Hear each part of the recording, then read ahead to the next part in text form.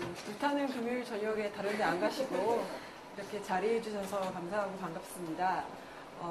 저는 오늘 이제 여성주의의 이해에 대해서 간략하게 말씀을 드릴 예정인데요.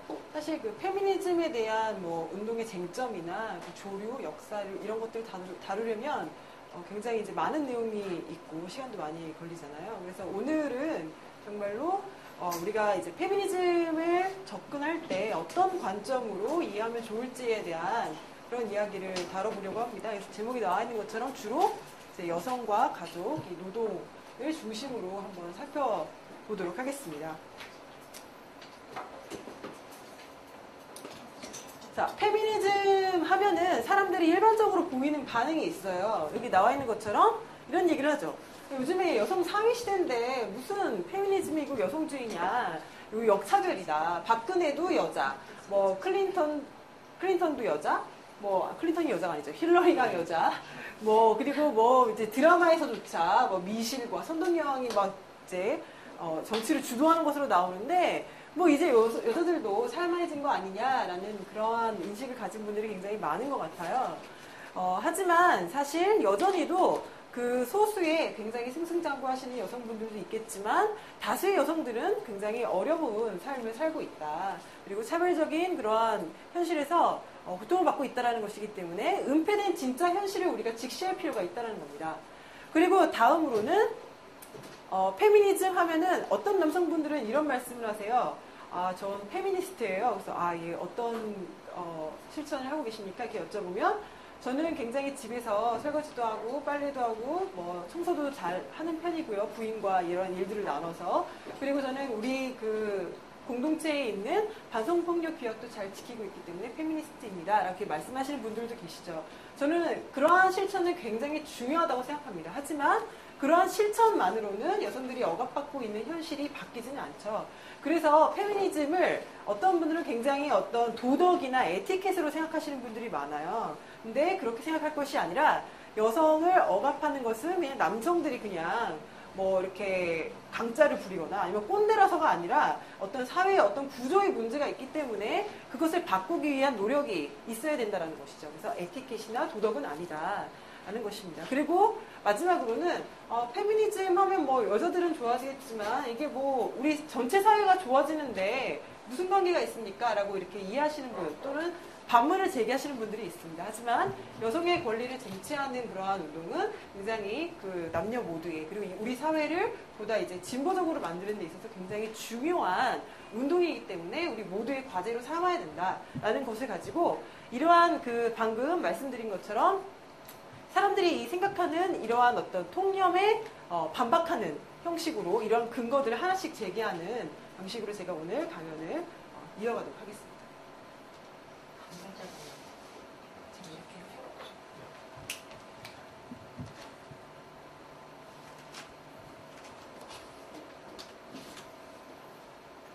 네.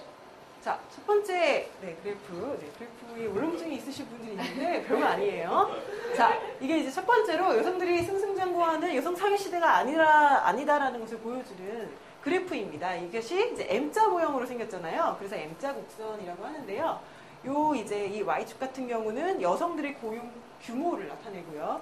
이 X축 같은 경우는 연령대를 나타냅니다. 즉, 이 그래프는 연령대별 여성 고용 규모를 나타내는 그래프라고 할 수가 있을 것 같아요.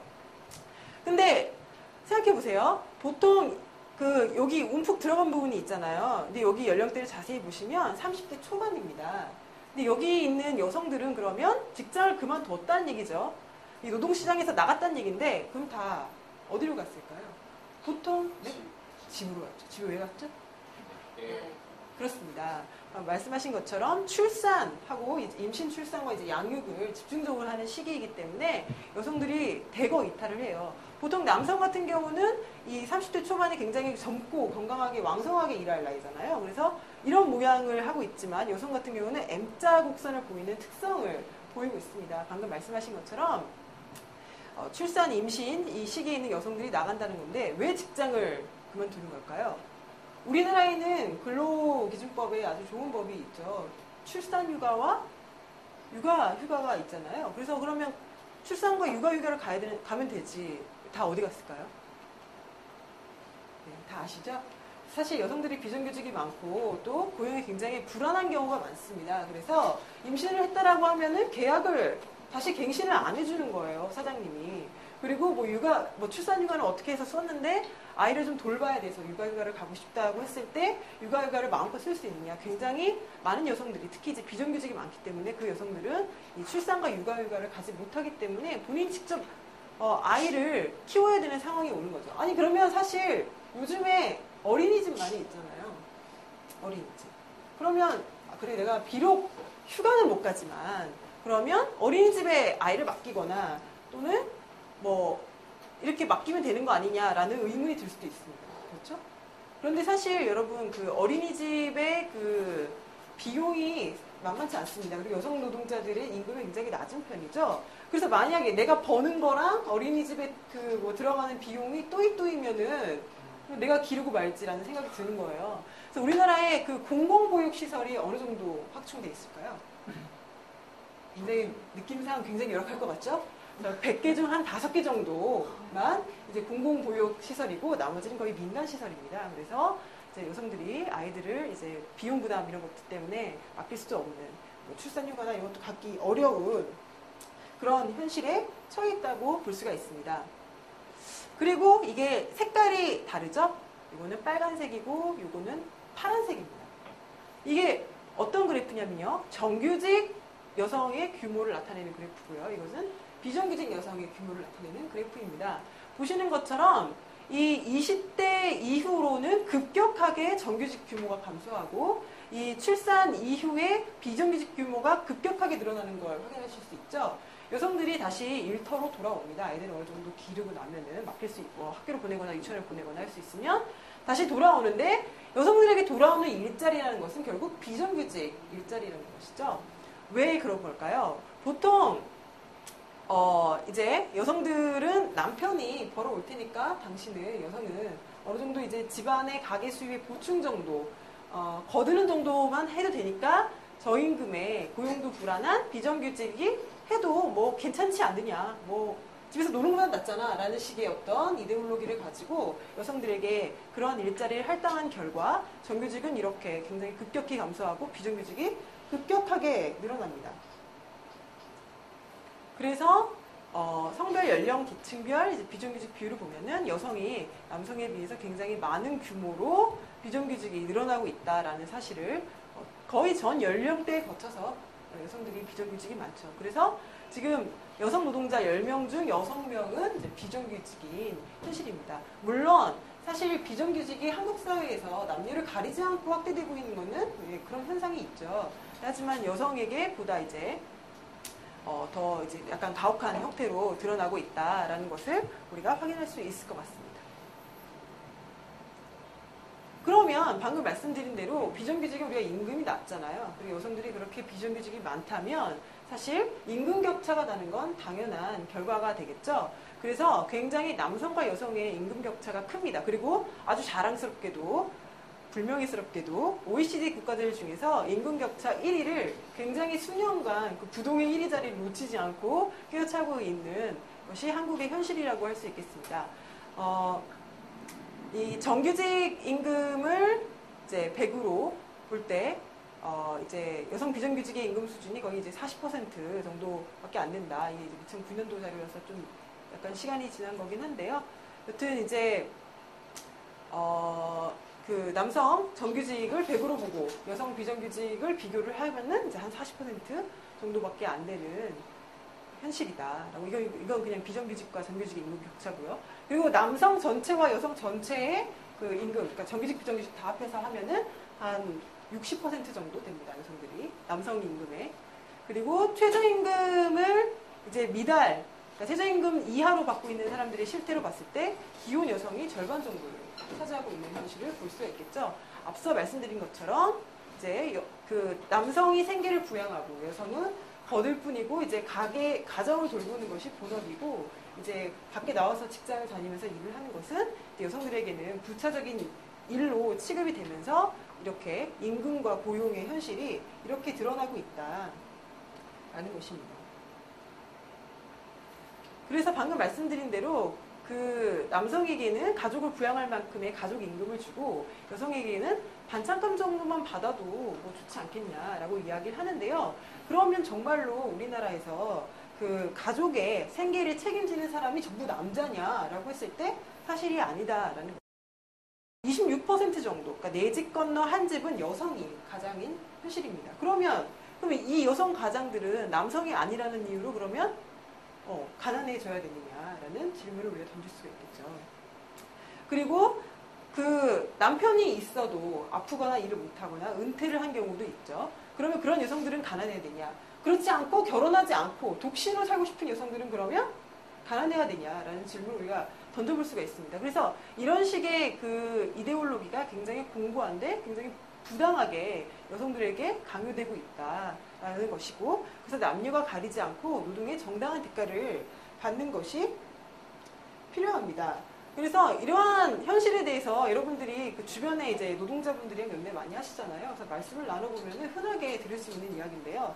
뭐 여기 이제 가까운데 홍대에 뭐 이제 청소 노동자들도 있고, 그래서 가끔씩 청소 노동자분들이랑 이야기를 나누면 이런 말씀을 하세요. 이제 같이 이제 남성분들이 같이 청소를 하시는 경우가 있는데,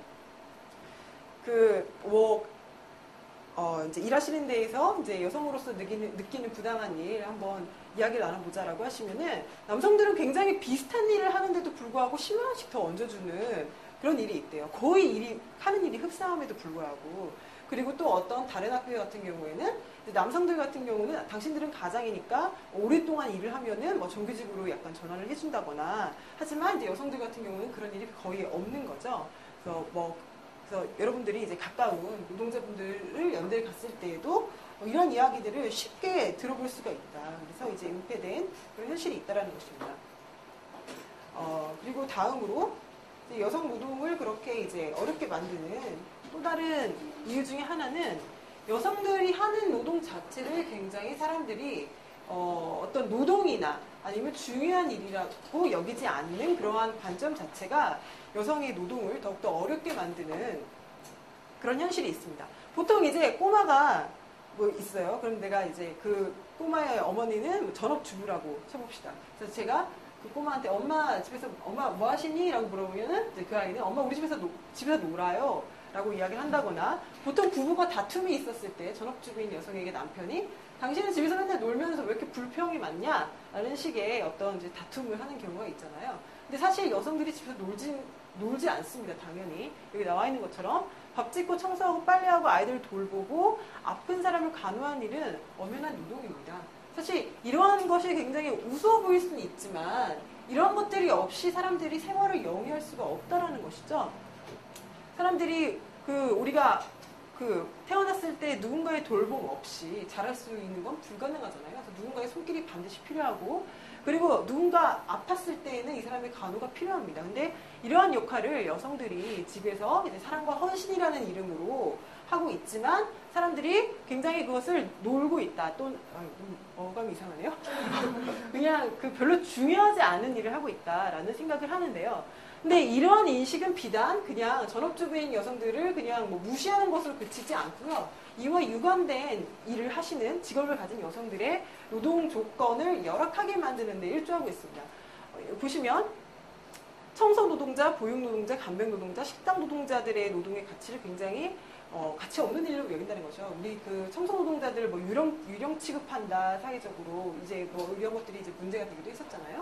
근데 사실 그것이 그 노동을 하는 사람들에 대한 굉장히 무시와 그 노동 자체에 대한 저평가가 있었기 때문에 그러한 이제 노동 현실로 드러나고 있다라는 것을 우리가 파악을 할 필요가 있겠죠. 그래서 아까 말씀드린 대로 이런 임금 고용을 이제 불안하게 만드는 현실이 된다는 것입니다. 이 실제 사례를 하나씩 보시면요. 급식 노동자와 이제 보육교사 노동자들의 노동 실태에 대해서 간략하게 한번 살펴봅시다. 급식 노동자 같은 경우는 이제 뭐 밥하는 게 대수냐라고 생각을 할 수 있을지 모르겠지만, 그리고 보통 여성들이 되게 남성들에 비해서 임금이 낮은 거는 별로 힘든 일을 하지 않기 때문에, 여자들은 뭐 힘을 별로 안 쓰기 때문에 뭐 남자들보다 임금을 적게 받아도 뭐 괜찮지 않냐 뭐 이런 생각을 하는 경우가 많이 있는데요. 그렇지 않습니다. 이분들이 뭐 여러분들이 생각하시면 아시겠지만 한 번에 굉장히 많은 분량의 식재료를 가지고 그리고 굉장히 큰 식기를 가지고 요리를 하시죠. 그래서 뭐 오징어 볶음을 하나 하더라도 한 300kg짜리 오징어 볶음을 1시간 반 동안 삭제를 하면서 볶아야 된다라는 거예요. 그리고 뭐 한 20kg이 넘어가는 이런 밥솥 있잖아요. 큰 밥솥 이런 것들을 들었다 놨다 해야 되고 식재료를 옮겨야 되고 불과 또 칼을 사용하기 때문에 사고가 많이 있고 이분들이 굉장히 한 12시간 정도 하루에 12시간 정도 노동을 하시고 30분 정도 쉬면서 일을 하시는데 왜냐하면 이제 점심과 저녁 급식을 준비하시는 경우가 많으니까요. 굉장히 그 최저임금 정도밖에 못 받고 있다는 것이죠. 그리고 또 이제 그 용역 계약을 하시는 경우가 많기 때문에 학교에 직접 고용된 것이 아니라 그래서 언제 이제 고용이 불안하기도 하고 또 방학 때는 임금이 또 나오지도 않는 그러한 이제 현실이 있다는 겁니다. 그래서 말씀드린 대로 이분들이 근력을 안 쓰는 것도 아니고 굉장히 고된 노동을 하고 무엇보다도 사람이 먹고는 안 먹고 살 수 있는 사람은 없음에도 불구하고 굉장히 밥 짓는 노동 자체를 약간 대수롭지 않은 노동으로 평가를 하기 때문에 이분들의 그 노동 조건 역시 함께 동반으로 열악해지는 조건이 있다는 것입니다. 이 아이들을 돌보는 보육교사 같은 경우도 굉장히 노동 환경이 열악한데요. 보통 집에서 내 아이 하나만 키워도 굉장히 버거워하시잖아요. 너무 힘들다. 육아가 이렇게 힘든지 몰랐다. 이런 이제 말씀을 하시는 경우가 많은데 이분들은 이제 아동의 연령대마다 좀 다르긴 하지만 기본적으로 한 10명 정도를 한꺼번에 한 교사가 그 아이를 돌보고 있습니다. 그러니까 아까 전에 이제 민간 보육시설이 많다고 했잖아요. 민간 보육시설의 최대 목표는 돈을 많이 남기는 거겠죠? 그러면 적은 선생님을 고용해서 많은 아이들을 보면 볼수록 돈이 더 많이 남겠죠? 그러면 그럴수록 이 보육교사의 노동 강도는 높아질 수밖에 없습니다. 그래서 그러한 현실이 있고 한 아이를 돌보는 것도 어렵지만 굉장히 10명의 아이들을 한꺼번에 돌봐야 되고 여러분들 아이들 이 보육시설에 가는 거 보신 적 있으시죠? 차가 와서 데리고 가잖아요. 그러면 보육교사는 그 아이들을 데리고 돌아야 되기 때문에 더 일찍 나와서 일을 해야 되겠죠. 그리고 집에 갈 때도 이 아이를 다 보내고 그 다음에 아이만 돌보는 것이 아니라 여기 청소부터 시작해가지고 내일 교육 자료까지 전부 준비하고 가려면 거의 이분들도 이 보육시설에 이제 일을 하시는 것이 거의 12시간 육박하는 그런 노동을 하고 있음에도 불구하고 굉장히 임금은 한 100만 원 조금 넘는 120만 원 이 정도 수준에밖에 머물고 있지 않다라는 것이죠. 그래서 여성들이 이제 가사노동, 그 양육노동의 저평가가 결국 여성들의 이제 그와 유사한 일을 하고 있는 여성들의 그 노동 조건을 열악하게 만들고 있는 현실을 우리가 이제 확인을 해봤습니다. 그래서 우리가 방금은 이제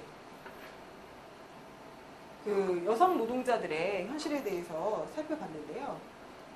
결국에 있어서 남성이 생계를 부양하고 여성은 집안을 돌보는 것이 마땅하다라는 성별 분업이 여성의 노동 현실을 굉장히 어렵게 만들고 있다라는 것, 그리고 이것이 여성이 본인이 이제 독립적인 삶을 살기보다는 남성에게 경제적으로 의존할 수밖에 없는 그런 결과를 만들고 있다라는 것을 우리가 이제 살펴봤고요.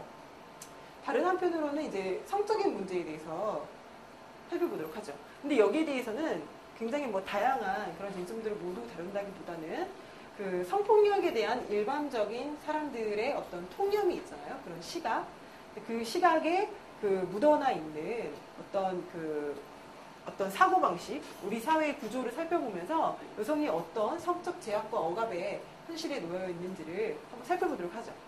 보통 성폭력이 발생했다라고 하면은 그 자식 참 변태다. 변태나 저지르는 일이다. 라고 이야기하는데 제가 여기서 하고 싶은 말은 그 성폭력을 저지르는 사람이 변태가 아니고 참 좋은 사람입니다. 라고 이야기하고 싶은 게 아니에요. 성폭력이 발생하는 것은 이 굉장히 비정상적 개인이 돌출 행동을 해서 발생하는 것이 아니라 굉장히 어떤 사회 구조가 양산한 결과라는 것을 말씀을 드리기 위해서 이러한 방식의 접근이 문제가 있다라는 이야기를 드린 겁니다. 왜냐하면 성폭력을 정말 이렇게 이러한 비정상적 개인의 돌발 행동으로 우리가 규정을 해버리면은 어떻게 하면 됩니까? 이런 또라이들을 우리가 되게 격리하고 통제하면 되잖아요. 처벌하고.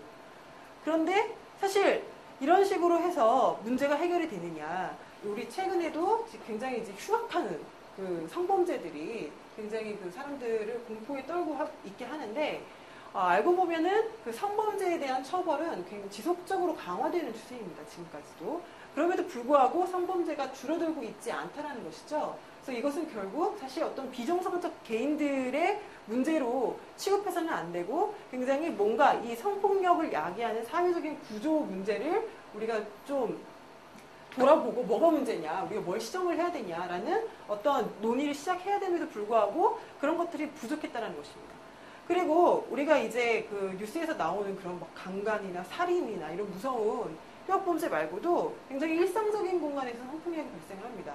어떻게? 학교에서 친구들 간에, 그리고 뭐 직장 내에서 뭐 상사와 부하 직원 간에, 또는 동료들 간에 뭐 여러 가지 이제 공간에서 가까운 관계에 있는 사람들 사이에서도 성폭력이 발생을 하면 사람들이 아유 걔는 좀 약간 또라이야, 변태였어 라는 어떤 생각을 한다거나, 또는 이런 경우가 있죠. 가해자를 옹호하는 그러한 이제 얘기가 있는데, 걔가 술을 먹고 실수를 한 거야.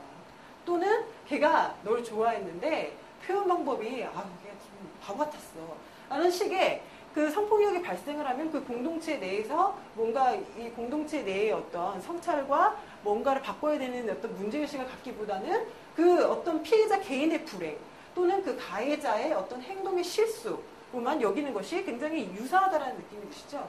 그래서 굉장히 그 성폭력이 그 사회적으로 일어나고 있다는 것을 사람들이, 그러니까 사회적인 어떤 남성 중심적인 어떤 문화의 결과라는 것을 사람들이 잘 그 인정을 하지 않거나 또는 모르는 경우가 많다라는 것이죠. 그래서 그런 것이 이제 이 문제를 해결해 줄 수가 없다라는 것인데, 여기 나와 있는 것처럼 여성을 성적으로 대상화하는 사회가 성폭력을 양산을 하고, 이제 사회를 문제 삼지 않고 개인들의 비정상적인 측면을 부각해서 처벌한다고 해결되지 않는다는 거죠. 그러면 이게 뭔 말일까?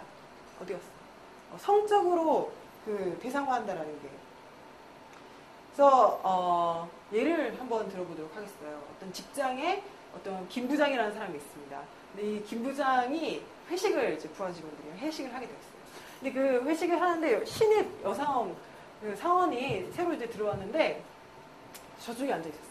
내가 김 부장이. 그래서 술을 마시다가 이 여성 사원에게 아유 이쪽으로 와봐라. 술은 여성이 따라야 제맛이지. 나한테 술 좀 따라봐라. 라고 이야기를 한다거나, 그리고 이제 어깨를 이렇게 지그시 감싸면서 되게 이제 얼마 입사하지 않아서 힘들지 않느냐. 어려운 일이 있으면 나한테 얘기해라. 라고 한다면서 막 이런 식으로 어깨를 두드린다거나 뭐 감싸거나 뭐 이런 식의 원치 않는 신체 접촉을 한다. 라고 했을 때, 그러면 김 부장은 변태라서 그런 일을 했을까요? 네, 뭐 그 개인적 기질이 이상한 사람일 수는 있어요. 하지만 제가 말씀드리고 싶은 것은 김 부장이라는 사람은 한국 사회에 굉장히 그 남성 중심적인 문화에 익숙해 있는 어떤 전형적 표본이 될 수 있겠다라는 거죠. 자, 생각을 해봅시다. 김 부장은 어떤 방식으로 성장해 왔을까? 김 부장은 어렸을 때 막 포르노 잡지와 뭐 이런 동영상을 보는 것을, 야동을 보는 것을, 야동이 있었을지 모르겠지만 어쨌든 뭐 그런 테이프 보고 뭐 이런 걸 하는 거, 잡지 보고 이런 걸 하는 것을 되게 주변에서 그냥 남자애들 사이의 일상적인 문화고, 뿐만 아니라 굉장히 그래 청소년들이 성에 대해서 관심을 가질 수 있지, 건강에 뭐 이런 식의 어떤 인식이 있었던 것이죠. 그리고 이제 김 부장이 자라서 군대에 가게 되었어요. 그럼 군대 가기 전에 남자 되게 의식을 합니다. 진짜 남자가 돼야 된다. 뭘까요? 총각딱지를 때려 성매매 업소에 가는 거예요. 친구들이랑 같이. 뭐 이제 그리고 이제 뭐 20대 뭐 친구들이랑 남자애들이랑 모여서 이제 술을 마시면서 야, 너 여자랑 몇 번 잡았어? 나 정말 무궁무진한 경험이 있어. 이런 무용담을 늘어놓는다거나, 또는 이제 이 사람이 이제 김 부장이 됐죠. 그래서 이제 뭐 이제 업소가 아니지, 업체 사람들을 만날 때 그 뭐 성매매를 접대를 한다거나, 아니면 김 부장이 놀 때 노래방 도우미를 막 불러서 같이 논다거나, 단란한 주점에 가서 수시중을 받는다거나, 굉장히 어떤 김 부장의 어떤 연령대별 성장 과정에서 이 남성이 되게 여성을 자신의 어떤 성욕을 만족시키는 어떤 수단으로, 동등한 인격체로 대우한다기보다는 이 수단으로 굉장히 여기게끔 하는 그런 사회적인 문화가 굉장히 우리나라에 고착되어 있고, 그 문화 속에 익숙해진 김 부장은 자신의 어떤 그러한 뭐 욕구를 가까이 있는 부하 직원에게도 일방적으로 표출을 하면서 성폭력이 발생을 한다는 겁니다. 그래서 방금 말씀드린 이렇게 여성을 성욕의 대상으로 또는 이제 수단으로 삼는 인격적인 어떤 부정을 하는 어떤 지금의 어떤 사회를 우리가 되게 고찰을 한다거나 이게 어떤 문제가 있고 왜 문제인지에 대해서 변화의 시도를 하지 않고 그냥 그 개인들 아우 김부장 변태 재수없어 가까이 가지 마 라거나 뭐 이런 식으로 해서 해결이 되지 않는다라는 거죠. 그래서 우리가 보다 이 성폭력에 대해서는 구조적이고 사회적인 접근을 하는 게 필요하다는 겁니다. 비슷한 맥락인데 또 이런 생각을 하시는 분들이 또 많아요. 이거 본능이야. 남자는 이 어떤 성욕을 막 이렇게 발산하고 싶어하는 게 본능이기 때문에 어쩔 수 없다라는 어떤 그 통념이 굉장히 그 일반적이죠. 그래서 그러면 이게 이제 두 가지 결과를 낳는데요. 그러니까 사실 이제 남성의 어떤 성욕이 없다는 게 아니에요. 남성이 원래 성욕이 없는데 뭐 문제가 있다는 것도 아니고 여성의 성욕이 없다는 것도 아니고 그러니까 당연히 성욕은 있을 수 있죠. 근데 이 성욕이 어떻게 표출되느냐라는 것은 본능의 문제가 아니라 사회적으로 조직되는, 사회적으로 구성되는 현상이라는 겁니다. 그런데 만약에 이것을 그 본능으로 이야기를 해버리게 되면은 자, 어떤 문제가 생기냐. 이러한 그 성범죄를 줄이려면 성욕을 해소시킬 방법이 필요하다. 성범죄를 일으키는 애들은 성충동을 조절을 못하는 애들이기 때문에 얘네들은 일단 뭐 화학적 주사를 놓든가 아니면 발찌를 틔우든가 감옥에 보내든가 그래서 걔네들을 일단 제거하고 그런데 본능을 억누르기만 하면은 이게 사람들이 어떻게 살겠냐. 그래서 이 본능을 해소할 방법을 마련해 줘야 된다. 어떻게? 그 성매매를 그 활성화가 아니라 뭐 합법적으로 용인해 주면서. 그래서 제가 이번에 그 최근에 그 기사를 한번 본 적이 있는데 거기에 보면은 그 성범죄가 왜 이렇게 많이 일어나냐라는 거에 관련해서 이제 남성과 여성들에게 설문조사를 한 거죠. 그런데 이제 그 설문 문항에 이런 게 있었어요. 그러니까 설문 문항에 어떤 답변이 있었냐면 성매매 금지법이 2004년도, 5년도에 이렇게 도입이 되거든요. 그래서 이제 성매매를 하는 남성들도 처벌을 하는 그런 법안이 도입이 됐습니다. 그래서 그 이후로부터 이제 단속도 심해지고 뭐 금지를 하고 있는데 물론 여전히 성행하고 있지만 그런 상황에서 그 성범죄가 늘어나는 이유는 성매매 금지법이 만들어져서 남성의 본능을 너무 억눌렀기 때문에 얘네들이 해소할 방법을 찾지 못하고 이 범죄를 저지르는 것이다. 그래서 이 해소를 시켜줄 수 있도록 다시금 이걸 좀 풀어야 된다라고 이야기한 사람들이 얼마나 있었을까요? 응답자. 너무 높게 잡으시네. 56%. 네, 그런 56% 정도의 남성이 이제 해소시킬 다른 방법을 마련해 줘야 된다라는 입장을 이야기했습니다. 그리고 황우여 대표가 새누리당 황우여 대표가 또 뻘소리 해가지고 굉장히 비난을 당했잖아요. 어떤 얘기인지 기억나시나요? 그렇죠, 결혼을 시켜라. 이거 웬 말인가요? 그래서 이제 많은 사람들이 이제 분노의 여론이 막 조성이 됐었는데요. 이게 왜 문제냐면 방금 말씀드린 것처럼 이게 본능으로 치부하면은 방금 말씀드린 것처럼 남성 중심적인 어떤 성차별적인 성문화에 대해서 고찰을 하거나 변화를 할 수 있는 시도가 불가능하게 되는 거죠. 왜냐면 본능인데 어쩔 거야. 그래서 이런 것들을 불가능하게 한다라는 것이 하나가 있고 또 다른 하나는 이러한 그 논법은 오히려 성범죄를 양산시키는 그런 결과를 초래합니다. 왜냐하면 앞서 말씀드린 것처럼 이렇게 성폭력이 발생하는 이유는 여성을 성욕을 해소하는 수단으로 삼는 문화가 만들어냈다고 말씀드렸잖아요. 똑같죠? 성욕을 해소하는 방법이 뭡니까? 여성을 수단으로 삼는 거죠. 결혼을 하든 성매매를 하든 뭘 하든 간에. 그래서 이것은 오히려 그러한 문화를 더욱더 양산하고 그 문화가 잘못됐다는 걸 인정하지 않기 때문에 오히려 성범죄를 더 늘어나게 할 수 있는 위험성이 있는 주장이라는 거죠. 자, 그리고 이거는 또 다른 어떤 이야기를 할 수가 있는데요. 남성의 성충동이 본능이다. 그러면 성범죄가 안 나타나게 하려면 여자가 알아서 조심할 수밖에 없어요. 그렇죠? 그럼 여자가 알아서 조심해야 된다. 그러면 이러한 어떤 논리를 계속 전개해 보면은 어떻게 될까요? 빌미를 주면 안 되는데, 그러니까 여자가 알아서 조심해야 된다는 건 여성들이 성충동을 야기하는 빌미를 주면 안 된다는 거죠. 그리고 만약에 성범죄가 발생했으면 그 여자가 혹시 빌미를 준 거 아니야? 라는 식의 의혹이 있다는 겁니다. 이게 무슨 이야기냐라고 하면은 만약에 어떤 아파트 단지에 뭐 치안이 나타났어요. 그래서 그 동네 사람들이 그 다음날 모여가지고 막 어떻게 뭐 치안이 나타났대 이런 식의 어떤 이야기를 하고 있었는데 거기서 그러면 막 보안을 강화하거나 뭐 그 사람이 나쁜 뭐 이런 얘기를 하겠지만 보통 아유 그 집 딸내미가 너무 치마를 짧게 입고 다녔어. 너무 밤늦게 다니더라. 뭐 이런 식의 어떤 딸 단속을 잘 시켜야 되겠다. 빨리 집에 들어오라고 해야 되겠다.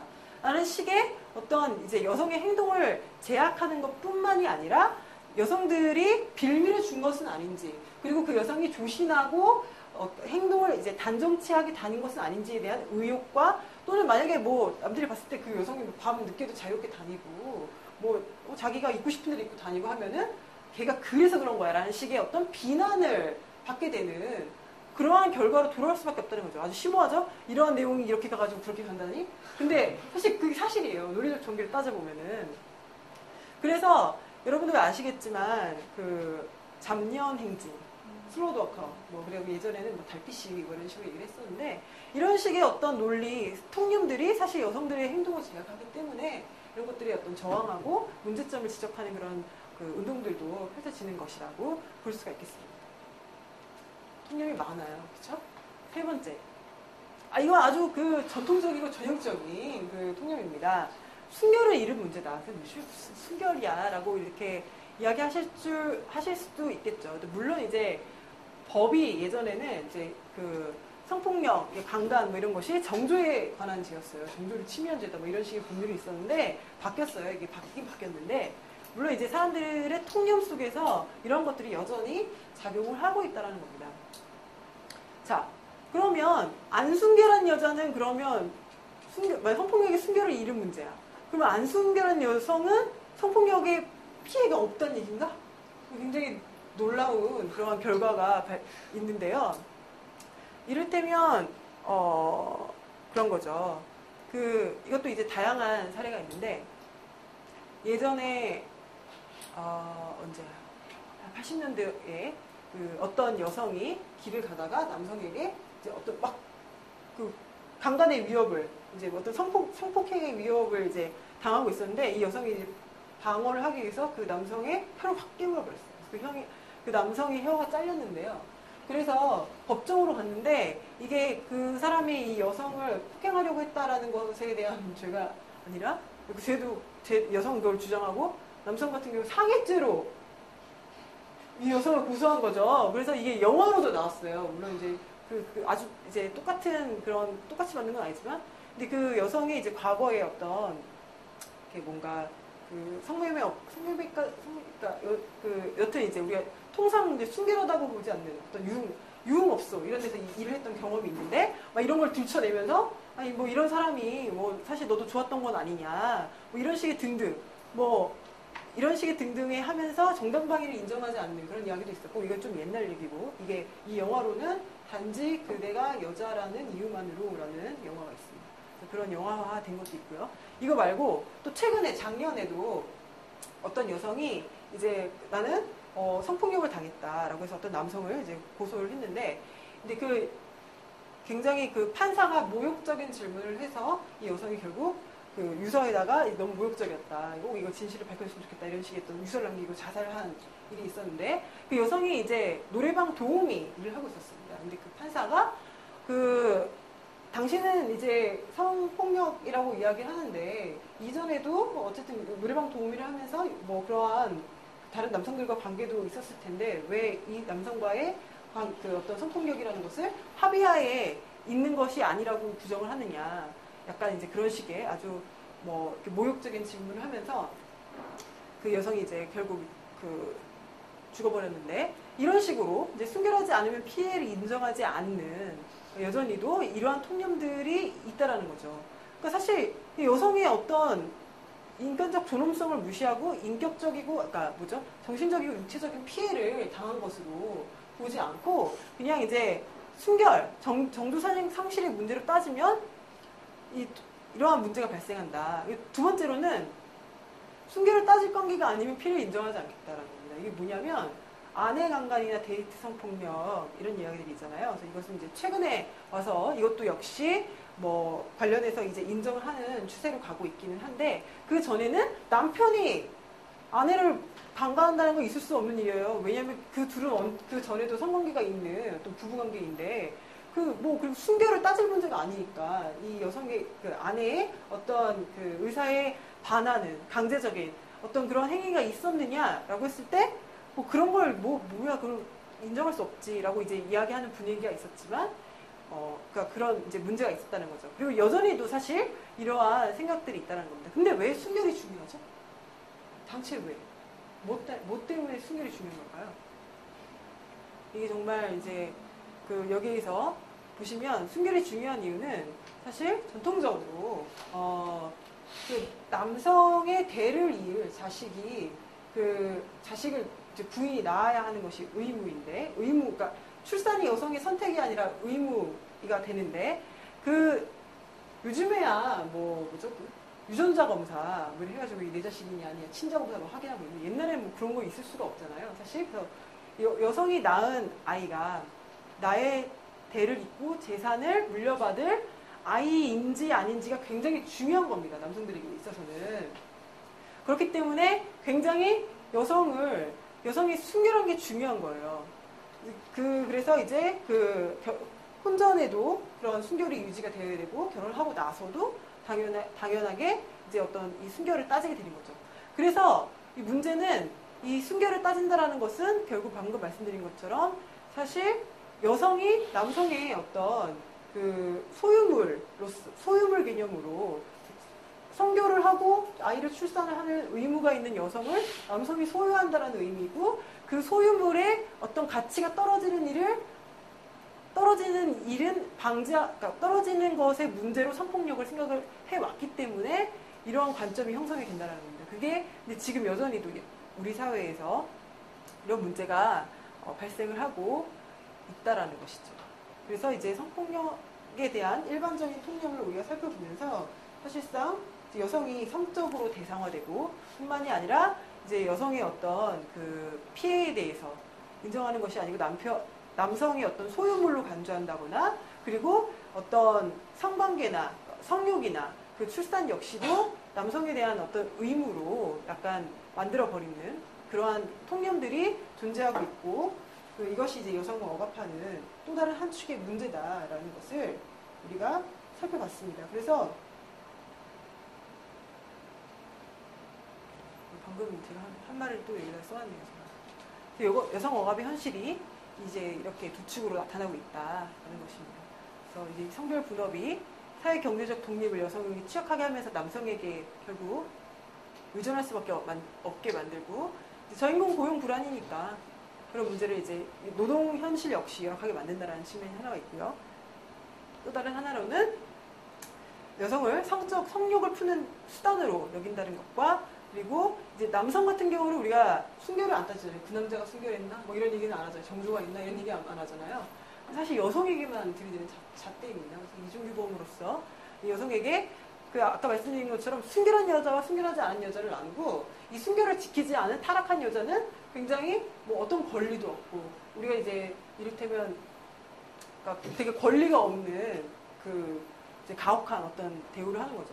성매매 여성들 같은 경우는 아까 성적 폭력을 당했어도 그 폭력으로 인정해주지 않는다거나 이런 극단적으로 드러나는 그러한 이제 이중규범이 이제 여성의 어떤 인간적 존엄성을 부정하고 여성의 어떤 그 성욕 역시도 이제 부정을 하는 이런 여성 억압의 현실이 구조적으로 존재한다는 겁니다.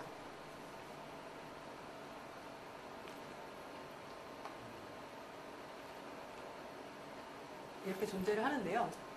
그럼 이게 고종불변의 인류의 역사가 시작되면서부터 변치 않고 이런 형태로 존재해왔을까요? 그건 아니라는 거겠죠. 근데 보통 이제 그런 게 있잖아요.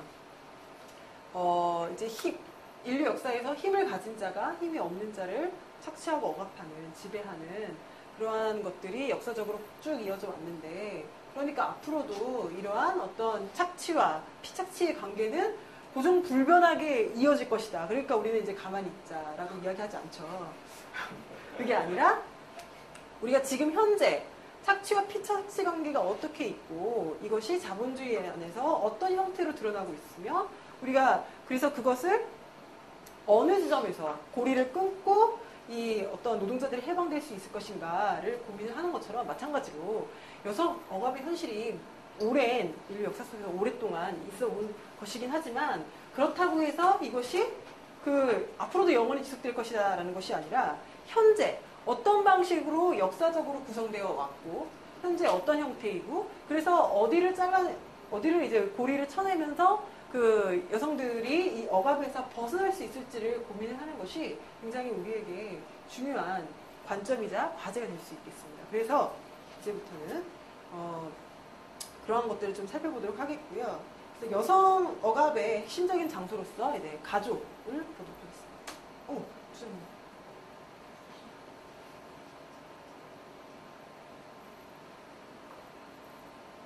자, 방금 말씀드린 것처럼 아빠가 돈 벌고 엄마가 살림만 핵가족은 자본주의와 함께 탄생했어요. 이걸 초역설하시는 분들은 무슨 고인돌 시절부터 뭐 이렇게 살았다라고 주장하시는 분들도 있죠.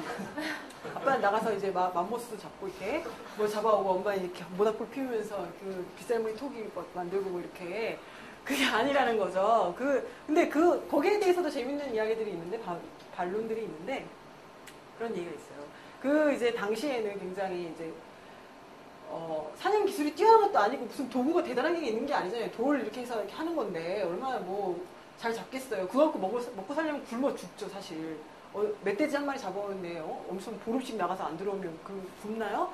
그래서 여성들이 굉장히 그때 수렵 채찍하는 것이 굉장히 중요한 역할이었고 그랬다. 이런 그런 재밌는 이야기도 있는데요. 여튼 하고 싶었던 말은 이러한 가족의 형태는 자본주의와 함께 탄생했다는 겁니다. 그러면 자본주의와 함께 탄생했다는 것은 자본주의 이전에는 이런 형태가 아니었다라는 얘기겠죠.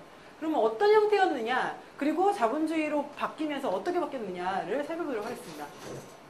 자본주의 전에는요, 가족들이 가족의 기능이 생산과 재생산이 동시에 이루어지는 공간이었어요. 이게 무슨 말일까? 재생산이라는 것이 뭘까라고 했을 때, 아까 말씀을 드렸나? 여튼, 노동자들이 매일매일 일터에 나가려면 뭐가 필요하죠? 밥도 먹어야 되고, 옷도 빨아입어야 되고, 청결한 집에서 쉬기도 해야 되겠죠? 그래서 이러한 여러 가지 가사노동이 있을 그런 것들이 뒷받침이 돼야 노동력이 매일매일 재생산이 됩니다. 그리고 뿐만이 아니라, 일을 할 수 있는 성인 노동자가 하늘에서 떨어지는 건 아니에요. 그렇죠? 아이였을 때부터 자라나겠죠? 그러면 그 아이를 낳고 기르는 그러한 역할, 양육까지도 이제 재생산의 어떤 영역에 포함이 된다라고 했을 때, 전 자본주의, 그러니까 우리가 이제 쉽게 생각을 했을 때, 봉건제 시대, 농민가족 정도를 생각을 해보면, 생산과 재생산이 동시에 이루어졌습니다. 이게 무슨 말이냐면, 이때 의식주는 거의 다 본인들이 알아서 해결을 하는 거죠. 농사를 지어서 이제 식량을 얻고, 가축도 기르고, 그리고 옷도 만들고, 그리고 뿐만이 아니라 이제 집안일, 등등등도 하면서 생산과 재생산이 이제 공동으로 이루어졌습니다. 근데 이제 이게 자본주의로 오면서, 생산의 기능은 다 어디로 가죠? 요즘에 여러분 집에서 이렇게 옷을 만들어 입진 않으시잖아요. 그렇죠? 다 사오죠. 어디서 만들기 때문에? 공장에서 만들기 때문이죠. 그래서 이 생산의 기능이 가족으로부터 분리가 됩니다. 그래서 이제 가족은 재생산의 공간으로 이제 남게 되는 것이죠. 근데 그래요. 그렇게 바뀌었죠. 뭐가 문제예요? 라고 생각하실 수 있겠지만, 이러한 이제 변화 속에서 이제 가족이 이렇게 변화하는 과정에서 여성의 노동이 굉장히 급격하게 달라지는데요. 이 당시에 남편이 가족과 여성을 먹여 살린다는 생각은 전혀 없었습니다. 여성이 집에서 밥 짓고 빨래한다고 해가지고 밭일은 나가지 마. 이런 식으로 하나요? 그건 아니잖아요. 그래서 똑같이 가축도 같이 기르고 여성이 나가서 밭일도 하고 논도 메고 과일도 따오고 집에서 집안일도 하고, 그래서 이 생산과 재생산이 공동이 있었기 때문에 여성 역시 여성과 남성 뿐만 아니라 아동 역시 일정 정도 자라기만 하면은 전부 나가서 소 풀도 먹이고 다 일을 하잖아요. 옛날 시골만 생각을 해봐도. 그런 식으로 이제 가족 전체가 이제 어떤 생산 활동에 같이 이제 활동을 했다고 볼 수가 있는 거죠. 여성 역시 마찬가지였다는 겁니다. 그런데 물론 이제 그렇다고 전자본주의가 좋다는 얘기가 아니라 이 시기에 물론 이제 남성이 가부장으로서 어떤 가족의 법적 대표와 모든 소유물에 대한 어떤 이제 소유권자로서 그 가족의 가장 대장으로서 이렇게 모든 그 지휘권을 가지고 있었고 권위를 가지고 있었고 또 여성은 물론 이제 그 가사 업무를 담당을 하긴 했었죠. 그런데 여성이 생산의 공간에서 배제된 것은 아니었다는 겁니다. 근데 이 자본주의가 되면서 생산과 재생산이 분리되면서 여성은 이제 남성이 생계를 나가서 부양을 하고 이제 여성 같은 경우는 집에서 살림을 하는 것 이런 성별 분업이 점차 자리를 잡게 되는데요. 근데 문제는 남성이 나가서 일을 하면은 임금을 주잖아요. 돈을 주잖아요. 자본주의 사회에서 돈이 최고인데. 그런데 여성이 집에서 일을 한다고 해서 이게 뭐 돈이 나오는 것도 아니고 티가 나는 것도 아니고 그래서 이제 여성 노동은 굉장히 그 저평가가 됩니다. 꼭 이것뿐만 아니지만 여튼 이제 같이 저평가가 되는 측면이 있고 또 중요한 것은 남성이 생계를 부양하는 가족이 그렇게 많지가 않다라는 거죠. 그래서 여성이 가족의 생계를 위해서 나가서 돈을 벌어야 되는 상황임에도 불구하고 이렇게 성별 분업이 남성 생계 부양자라는 모델 자체가 굉장히 그 지배적이게 되면서 여성이 나가서 일을 하는 것은 굉장히 부차적인 그래서 집안일도 하고 밖에 나서 돈도 벌어야 되는 이중 부담이 발생을 한다라는 것이 자본주의적 가족의 특징이라고 볼 수 있겠습니다.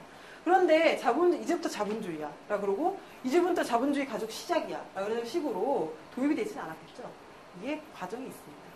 그리고 노동자 가족들 같은 경우는 처음부터 이러한 가족 형태를 만들 수가 없었습니다.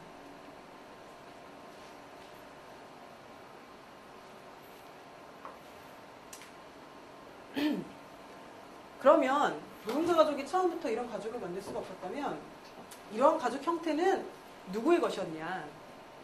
이제 막 떠오르는 그 부르주아들의 어떤 가족 형태가 바로 남성과 여성의 어떤 성별 분업에 의한 남성 생계 부양자형 그 가족 모델이 부르주아에 의해서 발명이 됩니다. 그런데 생각을 해보세요. 이때 그 귀족들 같은 경우에는 남자가 일을 하든 그러니까 온 가족이 놀고 먹어도 충분할 만큼의 어떤 재산이 있었고 그리고 노동자, 농민 같은 경우는 남녀 그리고 아이인과 노인을 가리지 않고 일을 해도 먹고 살기 어려운 상황이었기 때문에 이때 그 남성이 돈을 벌고 여성이 가정을 돌보는 그런 가족 형태는 이제 부르주아들이 이제 취할 수 있었던 그런 형태이긴 한데요. 아무튼 이 특성을 보시면 굉장히 이제 최근에 우리가 가정의 어떤 일반적인 통념과 비슷한 형태를 취하고 있는데 비정한 경쟁 사회에 나가서 남편들은 열심히 돈을 벌어오고 그리고 아내와 자식을 보호하고 아내는 그렇게 지친 남편을 휴식을 취할 수 있도록 위로하고 이런 안식처를 제공하는 그런 굉장히 따뜻하고 보완적인 그런 관계를 만들어보자라고 부르주아들이 생각을 했지만 사실상 여성은 교육과 고용, 투표, 재산권이 박탈되었기 때문에 전적으로 남성에게 의존할 수밖에 없는 그러한 불균등한 어떤 관계였다라는 것이죠. 그리고 성욕 역시 그 여성의 성욕은 아이를 낳는 것에만 그 인정을 하고 남성에게는 이제 자유를 허용한다. 이게 아까 봤던 거랑 유사하시죠? 이중 기준, 이중 규범이 이제 여기서도 드러나는데요. 이 당시에 굉장히 특이한 거는 이때 결혼한 여성들 같은 경우는 천상의 피조물이에요. 그래서 이 성관계 같은 이 더러운 일은 이분들은 그런 성욕이 없고 굉장히 이제 성욕은 없는 그런 천상의 피조물이기 때문에 그런 식으로 떠받들었는데 이 남성들 같은 경우, 그러니까 그러면 이제 여성의 성욕은 부정이 되고 이제 아이를 낳을 때만 성관계를 가지는 거고 이 남성은 자신의 성욕은 나가서 노동자나 이 농민의 어떤 여성들의 성을 구매하면서 해소하는 그런 모습이었어요. 그리고 이러한 정숙한 그런 여성의 어떤 이데아에서 벗어나게 되면은 타락한 여자로 비난을 하는 것이 이제 그 부르주아의 어떤 가족 형태의 시작이었다라는 것이고, 네. 너무 지루하실까 봐 그림을 넣어봤습니다. 부르주아 가족. 좋아 보이죠? 잘 먹고 잘 사는 것 같아요. 노동자 가족. 그냥 그림을 넣어봤어요. 아동이 노동을 하고 있는 모습이죠. 네, 방금 말씀드린 대로 이 노동자 가족 같은 경우는 그런 방식으로 남편이 벌어오는 돈으로 먹고 사는 건 불가능합니다. 그래서 그러니까 이때 뭐 아시겠지만 아동 노동도 비일비재했고 또 실업이 이나 실업으로 굶어 죽나, 뭐 일을 하다가 과로로 뭐 죽나, 사고가 나서 죽나, 뭐 이런 일이 너무 비일비재하고 비참한 상황이었기 때문에 모두가 일선에 뛰어서 돈을 벌 수밖에 없는 상황이었고 가족을 구성할 수가 없었습니다. 그래서 이 노동자 가족은 저렇게 부러울 수가 없는 거예요. 사실 남편이 혼자 벌어서 먹고 산다라는 거는 그만큼 재력이 있다라는 것이고 사회적 지위가 있다라는 것으로 이제 여겨졌기 때문에 능력 있는 남편과 정숙한 부인을 두는 것이 너무나 부럽다라고 하면서 이러한 어떤 부르주아들의 가족의 어떤 이데올로기를 노동자들이 받아들이면서 그렇다면 우리 노동자는 재산이 없으니까 부르주아는 이렇게 자기 이제 자본 있잖아요. 근데 노동자는 아무것도 없으니까 우리 가족을 꾸릴 수 있을 만큼 남성 생계 부양자에게 가족을 부양할 만큼 임금을 내놔라라는 노동자 그런 투쟁이 벌어집니다. 그런데 사실 이때 남녀 모든 노동자들이 생활이 가능한 임금을 달라라는 요구도 있긴 있었는데 이게 이제 별로 크게 주목을 받거나 전체 운동의 어떤 과제가 되지 못했죠. 그래서 결국 이제 가족임금을 중심으로 노동자들이 투쟁을 하게 되었고 그런데 이 투쟁을 한다고 해서 자본가들이 오케이 하고 바로 내주는 건 아니죠. 이제 투쟁의 과정이 진행했다는 것이고 이것이 결국에 있어서는 이제 1950년대 정도 미국이 제일 잘 나갈 때쯤 미국에서부터 이러한 가족이 노동자들 역시도 이제 구성할 수 있는 그러한 것이 됩니다. 그래서 이러한 어떤 핵가족 같은 경우는 아까 말씀드린 대로 이 부르주아들처럼 가진 재산이 없기 때문에 이 물질적 기반을 마련하기 위해서 가족임금을 쟁취를 하는 것이고요. 그리고 이것으로 이제 부족한 부분은 국가가 복지 정책으로 메워주는 방식으로 노동자들 역시 부르주아들과 유사한 형태의 가족 형태를 구성할 수 있게끔 도와줬습니다. 근데 문제는 백인의 숙련 노동자들을 제외한 다수의 노동자들이 배제가 되고 그리고 여성들은 가족 내에서도 일하고 직장에 나가서도 일하지만 이런 것들이 이제 잘 보이지 않게 된다는 거죠. 왜냐하면 남편이 돈을 벌고 여자는 집에 일하는 게 당연하니까 여성들의 노동이 은폐가 되면서 이중부담을 겪게 된다라는 것입니다. 그래서 넘어가면 한국에서는 어떻게 정착이 되었을까? 한국 같은 경우는 이제 우리가 뭐 6.25 끝나고 뭐 이제 본격적인 이제 산업화 초기 60년대 70년대 가족들의 전략은 귀남이 후남이잖아요. 이게 혹시 아시나요? 우리 세대가 달라졌구나. 네, 저도 참 그러네요. 이게 뭐냐면 드라마예요, 드라마. 드라마 아들과 딸이라는 드라마에 어떤 이야기가 나오냐면 혹시 비슷한 세대인가요? 네, 아무튼 무슨 2학년 때. 저도 초등학교 때 봤어요. 네. 이게 어떤 드라마냐면 집이 농사 짓고 시골에 살아요. 근데 먹고 살기가 빠듯하잖아요. 그러니까 이 아들 하나 잘 키워가지고 얘 서울로 대학 보내고 여기다가 모든 자원을 총력 투자해서 우리 한번 잘 살아보자. 가족이 한번 먹고 살아보자라는 거죠. 그랬을 때 이 귀남이는 당연히 이제 서울로 대학 가는 귀남이고 이 후남이는 이 귀남이의 학비를 벌어야 되는 딸입니다. 그래서 이 후남이는 이제 뭐 가발 공장 뭐 이런 신발 공장 이런 데 가서 이제 머리 하고 나도 중학교를 가고 싶었는데 이제 못 가고 그 노래 뭐죠? 사계. 그 노래만 봐도 나오잖아요. 근데 이 당시에 어떤 여성 노동자 흔히 이제 여공이라 부르는 여성들의 어떤 애환을 담은 노래라고 할 수가 있는데 이것도 비슷한 그런 드라마입니다. 그래서 이 가족들이 이 여성들의 어떤 저임금 노동, 뭐 가발 만들고 뭐 이런데 옷 만들고 하는데 들어가가지고 후담이들이 돈을 모으면 귀남이가 출세를 해서 가족들이 행복해지자라는 이러한 전략, 즉 이때 이제 대가족 형태로 있었다라고 볼 수가 있겠습니다. 그리고 뿐만이 아니라 방금 말씀드린 대로 이 시기에 한국의 산업이 주로 어떤 것이었죠? 노동 집약적인 어떤 그런 공업, 노동 집약적인 그런 산업들이었는데 뭐 섬유나 뭐 이런 것들이었죠. 그래서 이 시기에 이제 여성들이 굉장히 대거 저임금 노동자로 투입이 되면서 이제 산업화가 진행이 되고 이제 이것이 점차 바뀌어가면서 중화공업이 이제 뭐 시작됩니다. 80년대부터 이제 이것이 본격화되는데 이 시기에 이제 시골에 살던 귀남이나 후남이 전부 이제 뭐 일자리를 찾아서 도시로 나오고 이촌행도 현상이 나타나고 이제 부모님이랑 대가족이 이제 멀어 떨어지는 거죠. 여기 만나서 결혼을 하게 되면은 이제 어떤 부모와 자식의 어떤 그 구성이 되는 핵가족이 되는 것이고 이 당시에 이제 노동자들의 투쟁을 통해서 생활이 가능한 임금을 쟁취하자. 87년 이후에 어떤 노동자들의 대투쟁을 통해서 이제 가족 임금과 우리나라는 특이하게 국가에서 별 복지를 해주는 게 없기 때문에 기업 차원에서 복지를 얻어내는 그러한 특성을 이제 가진 핵가족이 점차 구성이 됩니다. 그래서 마찬가지로 그 많은 노동자들이 가족임금 대다수 받지 못했고요. 여성들은 이중 노동을 감당해야 했다라는 것입니다. 그래서 이제 우리가 이제 가족이 변한다는 사실을 이제 알게 되었는데 어떤 방식으로 변해왔냐? 자본주의랑 같이 탄생을 했고 지금과 같은 형태의 가족은 그리고 자본주의가 변화하는 것과 같이 이 가족의 형태도 변화해 왔는데요.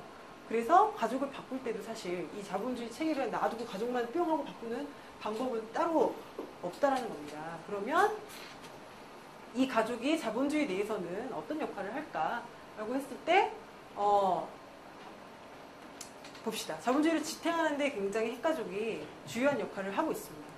그래서 앞서 말씀드린 대로 그러니까 자본주의에서 가장 중요한 거는 이윤을 창출하는 것이죠. 근데 이 이윤 창출의 주인공은 누굴까요? 네, 바로 노동자입니다. 그래서 이 황금알을 낳는 노동자인데 근데 이 노동자는 앞서 말씀드린 대로 기계가 아니기 때문에 기름을 넣는다고 해서 움직이는 게 아니에요. 그렇죠? 매일매일 노동력을 재생산해야 될 뿐만이 아니라 그리고 또 차세대 노동자를 기르기 위해서는 어릴 때부터 돌봄이 필요해서 아이들을 길러내야 된다는 겁니다. 그래서 이제 이러한 여성들의 가사 재생산 노동을 통해서 이 노동자들이 이제 만들어지고 있는데 이러한 여성의 재생산 노동을 굉장히 아까 그 별거 아닌 임금이랑 교환도 안 되는 별거 아닌 것으로 여긴다고 이야기를 했는데 그렇게 하면 할수록 이제 그 사실 이제 임금이라고 하는 것이 어떻게 정해지냐라고 했을 때, 그러니까 노동자들이 이제 생산하는 어떠한 뭐 가치가 있을 거 아니에요. 그래서 여기서 임금을 노동자에 주고 이 남은 부분을 이제 이윤으로 자본가가 떼가고 있는데, 근데 이 임금이라는 것이 사실 노동자들이 자신의 노동력을 재생산할 수 있을 정도의 수준으로 뭐 준다라고 이야기를 하지만 물론 그 이하로 받는 경우가 지금 굉장히 많은 상황이긴 한데 일단 그렇다라고 전제를 했을 때 사실 그 여성의 어떤 재생산 노동은 없는 것으로 친다라는 겁니다. 굉장히 사회적으로 필수적인 노동임에도 불구하고 이것은 이제 공짜나 또는 굉장히 뭐 자동적으로 이루어지는 그러한 노동으로 치고 있기 때문에 이런 것들 역시도 굉장히 그 어떤 자본가들의 이윤 극대화에 있어서 굉장히 중요한 측면이 아니냐라고 할 수가 있겠고 뿐만이 아니라 우리 사회에는 모든 사람들이 노동할 수 있는 상태에 있는 것이 아닙니다. 아이도 있고 노인도 있고 병자도 있고 장애인도 있어요. 그래서 이런 사람들은 국가적, 사회적 차원에서 돌봄이 필요한 사람들인데요. 그러니까 노동으로 스스로를 부양할 수 없는 이런 사람들이 있는데 근데 이러한 사람들을 국가적 차원에서 돌보는 것이 굉장히 취약하다는 겁니다. 그래서 뭐라고 하면은 선가족 후 국가 후 복지. 그러니까 일단 가족들이 지지고 볶고해서 자기네들이 아동이든 병자든 노인이든 장애인이든 간에 할 수 있는 한 알아서 돌보고 그래도 안 되면 국가가 돌봐주겠다라는 형태의 어떤 복지 시스템이 지금 구성이 돼 있다라는 것이죠. 그래서 그러면 사실 여성들이 집에서 이런 사람들을 돌보는 것이 의무로 정해져 있는 상황에서 여성들에게 전가될 수밖에 없는 거고 사실 어떤 전 사회적 차원에서 이루어져야 하는 이런 어떤 돌봄의 노동 자체가 여성들에게 전가되면서 지금의 어떤 이 자본주의 사회가 굴러가고 있는 것이 아니냐라는 것입니다. 그래서 우리가 방금 다양한 여성 억압의 현실 그리고 이것이 역사적으로 어떻게 구성되어 왔는지를 봤는데요. 그러면 여성들이 그 억압에서 벗어나기 위해서는 무엇이 필요할까라고 했을 때 아까 이제 성별 분업으로 인해서 이제 여성들이 굉장히 남성들에게 경제적으로 의존할 수밖에 없는 그런 상황 아이들을 또 길러야 되기 때문에 또 직장을 그만둬야 되는 그런 상황들이 있다는 것을 우리가 아까 확인했었잖아요. 처음에. 그리고 뿐만이 아니라 여성을 굉장히 성적으로 수단화한다거나 또 아니면 여성의 어떤 성이나 아니면 출산 같은 것을 남성을 위한 것으로만 여기는 그래서 인간적인 존엄성을 무시하는 그런 형태들이 있다고 했는데 이런 것들을 벗어나는 것이 중요하겠다. 그것을 위해서는 그러면 그 여성들이 해왔던 가사와 양육 노동은 굉장히 사회적으로 필요하고 중요하다고 이야기가 됐는데 이게 여성 개인에게 전가되는 것은 문제가 있고 이런 것을 사회적으로 확대를 해서 사회가 국가가 책임지는 방식으로 변화를 우리가 그 모색하는 것이 필요하다. 그래서 가족이 덜 필요한 사회를 만들어가는 것이 중요하지 않겠냐. 가족 내에서 여성들이 그 할 수밖에 없었던 역할들을 사회가 공동으로 책임지는 방식으로 그 남편이랑 나눠서 그 둘이 그냥 뭐 애도 좀 나눠서 1시간씩 나눠서 보고 뭐 집안일도 1시간씩 나눠서 하고 이것도 지금 당장 굉장히 중요하고 필요하다고 생각합니다. 근데 우리가 그 운동의 지향으로 봤을 때에는 지금 당장의 실천을 그렇게 하더라도 점차적으로 이런 가사와 양육 노동은 중요한 노동으로 인정을 하고 사회가 공동으로 책임지는 방식으로 가족을 축소하는 것이 필요하겠죠. 그리고 앞서 이야기한 것처럼 여성의 어떤 출산이나 또는 여성의 어떤 성이나 이런 것들이 남성의 그 성욕을 충족시키거나 대를 잇는 방식의 어떤 그런 의무가 아니라 전적으로 여성의 권리가 될 수 있도록 해야 한다는 것이고 또 이러한 사회에서는 어떤 남녀가 새로운 어떤 그 관계의 어떤 윤리를 창출해 나가는 것이 여성 해방을 위한 우리의 어떤 지향이 되겠습니다. 이제 끝난 것 같죠? 안 끝났어요. 그래서 가족 임금과 복지 역사라는 거 기억이 나시죠? 그런데 이것들이 하나씩 해체되기 시작합니다. 어떻게? 우리가 이제 구조조정 지금 그 쌍용차 노동자들도 지금 뭐 청문회도 하고 있고 해고는 살인이다 이제 이런 이야기를 하고 있는데 이러한 것들이 이제 신자유주의가 어떤 본격화되면서 전 세계적으로 해고와 그리고 임금 삭감 이런 것들 노동위원회 이런 것들이 본격적으로 벌어지게 되죠. 그러면 가족이 들어오는 수입 자체가 굉장히 줄어들게 될 수밖에 없습니다. 또 다른 한편으로는 국가가 복지를 담당하는 측면이 있었는데요. 민영화를 하기 시작하면서 복지 예산도 삭감을 하죠. 그래서 예전만큼 이제 뭐 한국에는 워낙 복지가 별로 없었기 때문에 별로 이렇게 뭐 크게 체감은 없겠지만 뭐 이러한 문제를 발생시킨다라는 것이고 이런 것들이 결국에 있어서 여성의 어떤 위기로 전가가 되는데 왜 그러냐. 왜냐하면 돈이 부족해요. 가족이 먹고 살 수가 없어요. 지금 남편이 잘렸거나 임금이 줄었거나 더 많은 여성들이 물론 그 가족이 남편이 벌어오는 돈이 적어서 일을 하는 여성들이 꾸준히 있어 오긴 했지만 더 많은 여성들이 그 일자리를 필요로 하게 됩니다. 그리고 이제 집안 내에서 수입이 계속 줄어들면 어떻게 하나요? 도시락 싸다니거나 수입을 최소화하기 위한 노력을 하겠죠. 집안 내에서 돈을 안 쓰고 세탁소에 맡기는 옷도 안 맡기고 뭐 그런 식으로 이제 여성들이 집안 내에서 최대한 그 지출을 늘리기 위해서 허리띠를 졸라매는 그런 노력들을 하게 됩니다. 그래서 밖으로 나가서 일도 해야 되고 그리고 집안 내에서 수입을 줄이기 위해 노력도 해야 되는 이런 상황이 발생을 하고 이렇게 핵가족을 지탱하던 것들이 붕괴되고 여성들이 밖으로 나오기 시작하면서 집안 내에서는 돌봄의 공백이 발생합니다. 그래서 아픈 노인들이 뭐 방치가 된다거나 아니면 아이들을 돌볼 사람들이 없다거나 뭐 이런 식의 어떤 문제가 발생을 하는데 그렇다고 그러면 그 여성들이 그럼 아버님을 제대로 모시지 못해서 또는 아이들을 제대로 돌보지 않았기 때문에 그 여자가 문제야라는 것이 아니라 이렇게 사회적으로 여성들이 가족 내에서 해오던 어떤 돌봄의 역할이 공백이 발생할 수밖에 없게끔 흘러가고 있다는 맥락을 우리가 이해하는 게 중요할 것 같습니다. 그래서 결국 이렇게 가족의 위기가 발생을 하고 이것은 여성의 위기로 나타나는데요. 대표적인 것이 저출산입니다.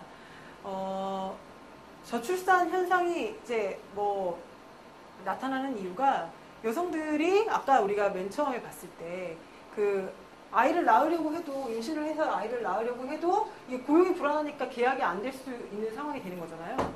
그래서 여성들이 계속 돈을 벌거나 또는 그 출산을 해야 되거나 그래서 빈곤하게 출산을 하거나 애들을 낳아가지고 교육비는 어떻게 감당할 것이며 그런 것들에 대한 부담도 있고 그러니까 나가서 일도 해야 되고 아이도 낳아서 혼자 길러야 되고 어떤 지원도 부족한 상황에서 그래서 이제 여성들이 이제 출산을 할 수 없는 그래서 굉장히 저출산 국가로 가고 있는데 이것은 여성의 위기이자 재생산의 위기로 볼 수가 있겠습니다.